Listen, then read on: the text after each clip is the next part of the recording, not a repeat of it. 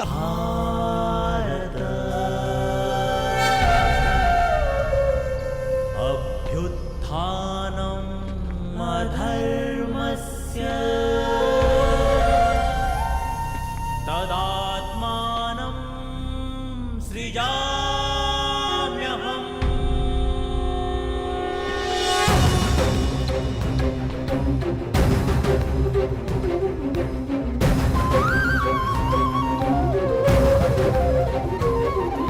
यदा यदा हि धर्मस्य ग्लानिर्भवति भारत अभ्युत्थानम् अधर्मस्य तदात्मानं सृजाम्यहम्।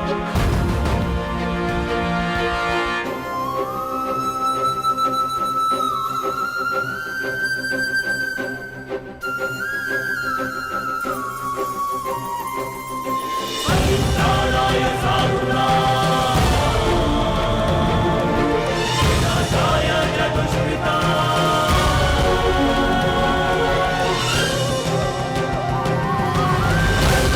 धर्मसंस्थापनार्थाय संभवामि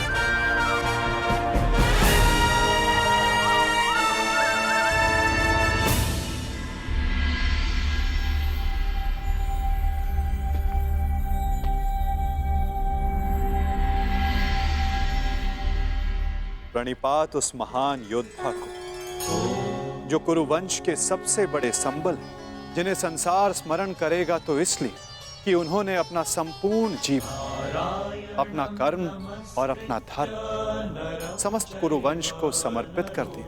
जो कुरुकुल का, कुरुवंश का मार्गदर्शन करते, उनको मार्ग दिखाते। कुरु गौरव महामहिम भीष्म को प्रणिपात।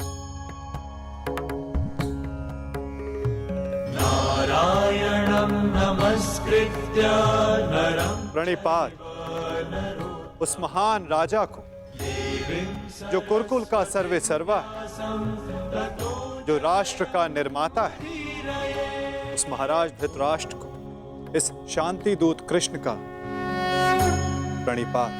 स्वस्ति। अपने ज्ञान और शिक्षा के बल पर सामान्य कुरु कुमारों को भारतवर्ष का महान योद्धा बनाने वाले अर्जुन, भीम, दुर्योधन जैसे महान योद्धाओं के आचार्य श्री द्रोणाचार्य को मेरा प्रणिपात। कल्याण हो वसुदेव।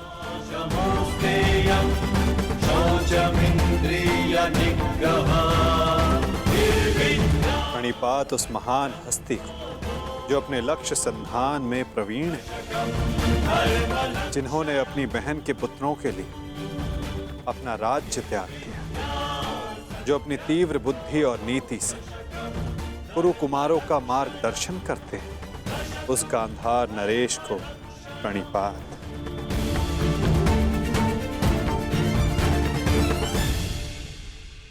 प्रणिपात महानितिज्ञ महात्मा विदुर को।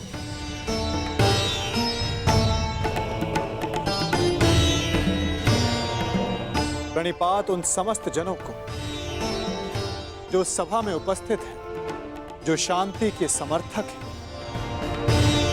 प्रणिपात का अर्थ है अपना शीश झुकाना। हम सब अपनी संतानों को उन सब के समक्ष शीश झुकाना सिखाते हैं जिन्होंने अपने जीवन में महान कार्य किए, परंतु मैं आप सबके समक्ष प्रणिपात इसलिए नहीं कर रहा कि आप सब ने महान कार्य किए। मैं प्रणिपात इसलिए कर रहा हूं कि आप सब अब भी एक महान कार्य को संपन्न करने के लिए सक्षम हैं। वो महान कार्य जो कि एक महायुद्ध, एक महाविनाश है, उससे मुक्ति पाना। जिसके पश्चात एक महान शांति की स्थापना होगी, धर्म का उदय होगा। मुझे विश्वास है कि आप सभी कल आने वाले महाभारत के महाविनाश को देख सकते हैं, और यदि आप सब चाहें तो आर्यव्रत को इस विनाश से बचा भी सकते हैं। मुझे अधिक प्रसन्नता होगी कि आप सबके सहयोग से भारतवर्ष में होने वाले इस महाभारत से सबको बचा सकूं और मेरे यहाँ उपस्थित होने का लक्ष्य पूर्ण कर सकूं। मुझे पूर्ण विश्वास है कि आप सब में से कोई भी ये युद्ध नहीं चाहेगा।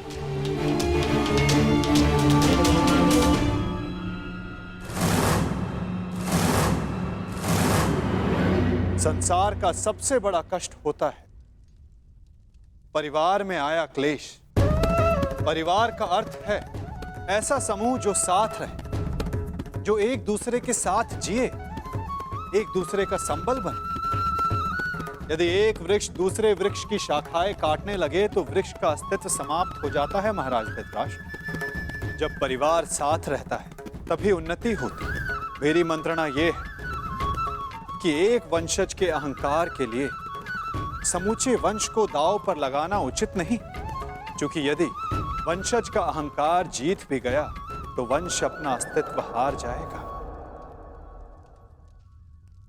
इसलिए मैं वासुदेव कृष्ण पांडवों की ओर से शांति दूत बनकर आया, शांति प्रस्ताव लाया। ये युद्ध केवल भाइयों के मध्य का संघर्ष नहीं होगा, बल्कि इस युद्ध में संपूर्ण भारतवर्ष भाग लेगा।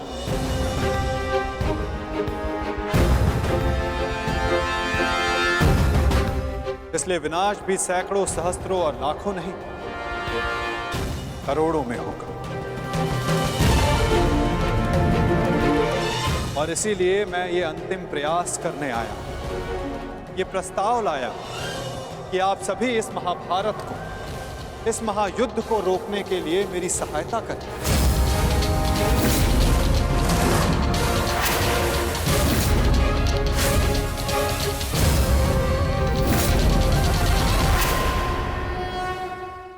और इसीलिए मैं ये अंतिम प्रयास करने आया कि आप सभी इस महाभारत को, इस महायुद्ध को रोकने के लिए मेरी सहायता करें।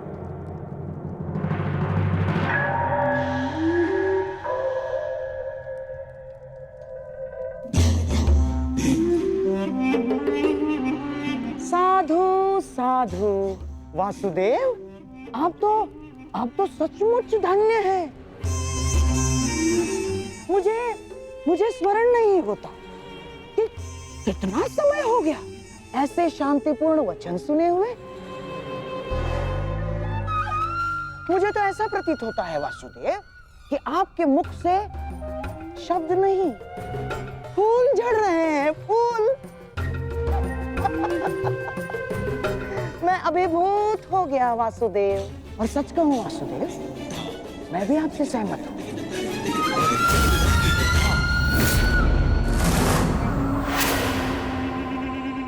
मैं भी नहीं चाहता कि ये युद्ध हो ना। अमाश्री, ये क्या कह रहे हैं आप? हाँ दुर्योधन, वासुदेव बिल्कुल उचित कह रहे हैं। हमें इस युद्ध को रोकने का पूरा प्रयास करना चाहिए, समझ गए? हाँ हाँ वासुदेव, सबसे श्रेष्ठ युद्ध वो है जो कभी हो ही नहीं। और युद्ध की परिस्थिति उत्पन्न न होने देने का एक ही उपाय है कि एक पक्ष दूसरे पक्ष पर आक्रमण ना करे।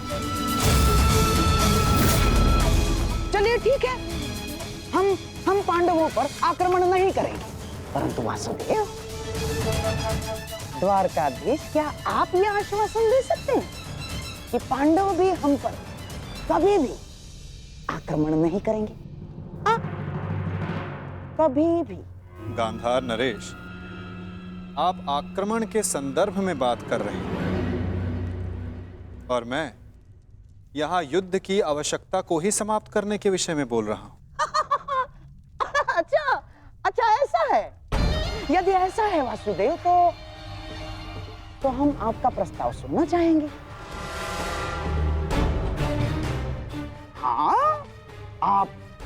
शांति दूत हैं तो संदेश तो लाए ही होंगे। और हाँ, ऊपर से आप शांति प्रस्थापित करना चाहते हैं। तो वासुदेव, शांति प्रस्थापित करने के लिए जिस समाधान की आवश्यकता होती है वो समाधान भी लाए होंगे आप, है ना? बताइए क्या है इसका समाधान? प्रत्येक युद्ध की नींव में अन्याय छिपा होता है गांधार राज, और अन्याय का केवल एक ही समाधान है, और वो समाधान है न्याय।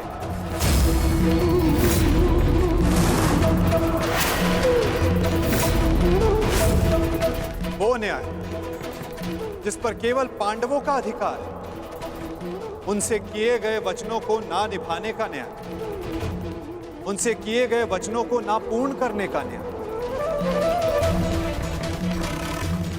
इस भरी सभा में जो अधर्म हुआ, जो अन्याय हुआ, उसके प्रति न्याय।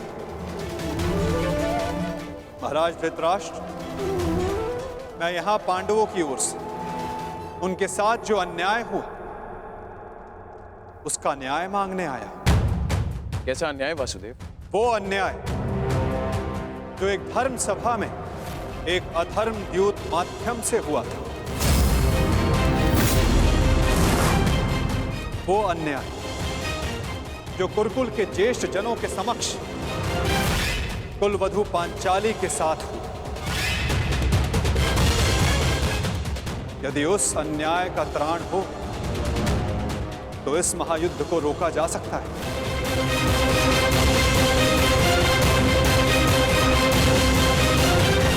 कुरुकुल श्रेष्ठ महाराज धृतराष्ट्र, महामहिम भीष्म, मैं पांडवों की ओर से उस अन्याय के लिए न्याय मांगने आया हूं।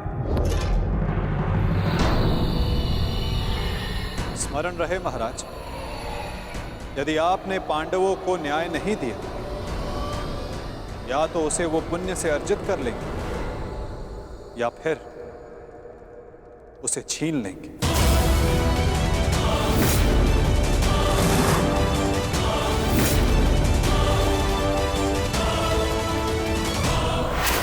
अब निर्णय आपका है। वासुदेव,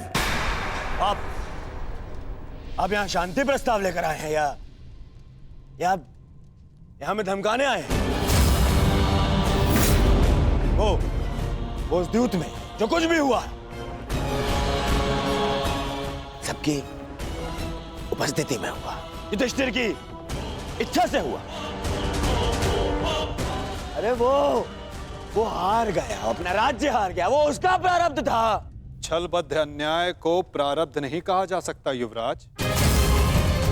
जिस प्रकार मंदिर में किया गया पाप पुण्य नहीं बन जाता, उसी प्रकार धर्मवीरों की उपस्थिति में सभा में किया गया धर्म नहीं बन जाता। धर्म कौन सा धर्म? कोई अधर्म नहीं हुआ। नारी नारायणी होती है युवराज, और भरी सभा में एक नारी का, एक कुलवधू का वस्त्र हरण अधर्म नहीं।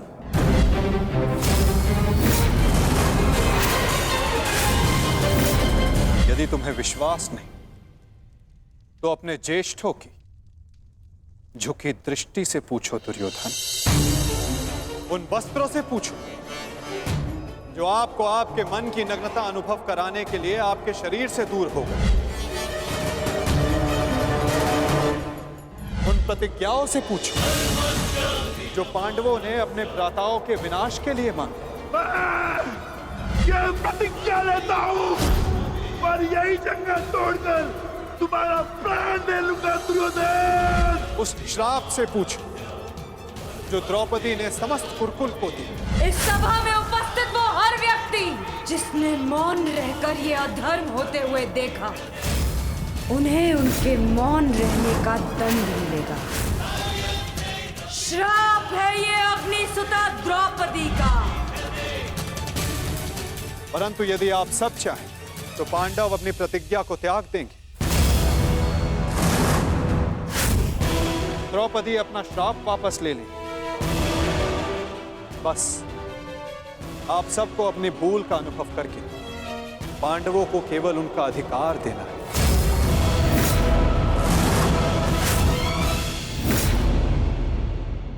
आप सबको अपनी भूल का अनुभव करके पांडवों को केवल उनका अधिकार देना। ये कैसा न्याय है वासुदेव?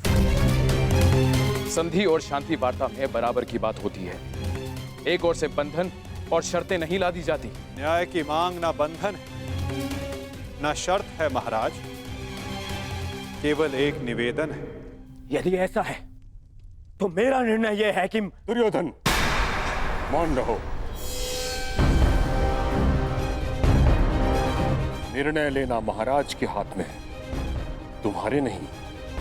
तुम शांत रहो।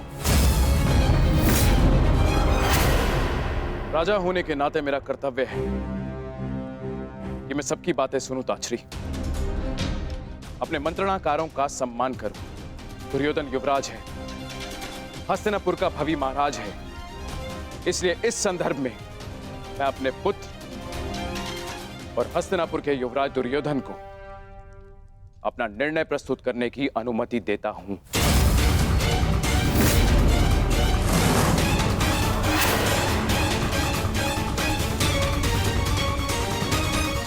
धन्यवाद पिताश्री।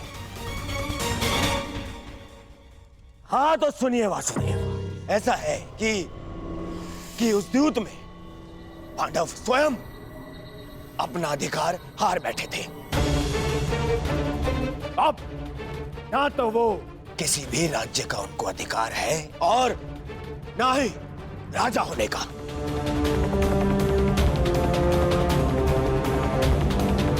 इसीलिए मैं दुर्योधन ये घोषणा करता हूं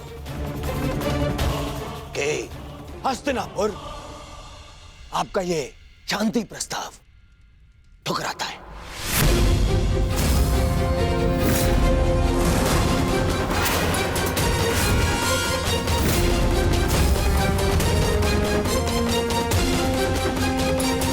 दुर्योधन, क्या तुम्हें इस बात का अनुमान भी है कि शांति प्रस्ताव ठुकराने का अर्थ है युद्ध को निमंत्रण? अपने निर्णय पर पुनः विचार कर लो। बात बात पर विचार करना बंद कीजिए पितामह। बात बात पर विचार काया करते हैं।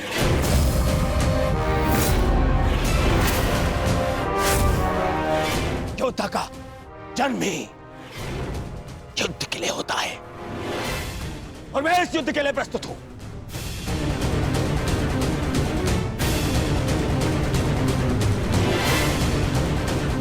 मेरी दृष्टि में उन पांडवों को कुछ भी देने का प्रश्न ही नहीं उठता।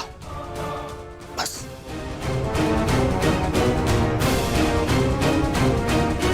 मैंने ये सभा समझौते के लिए रखवाई थी, न कि अपने ही अधिकार के त्याग के लिए।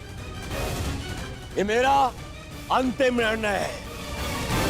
मैं उन पांडवों को इंद्रप्रस्थ नहीं दूंगा तो नहीं दूंगा।